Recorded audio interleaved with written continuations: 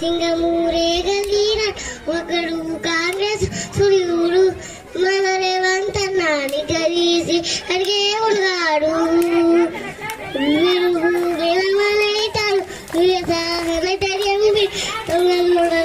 తంబతాడు మన రేవంత్ అన్న పెద్ద ఇంటికి పండుతాడు సోనియమ్మ దివెలతోటి రావులన్న సైనికుడై పెద్దగోడుగా యుద్ధం చేయ సిద్ధమాయేవంత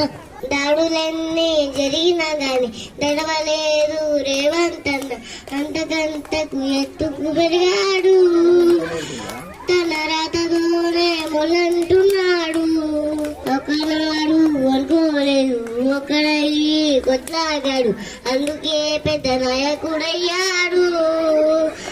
తన రాతతోనే మొలంటున్నాడు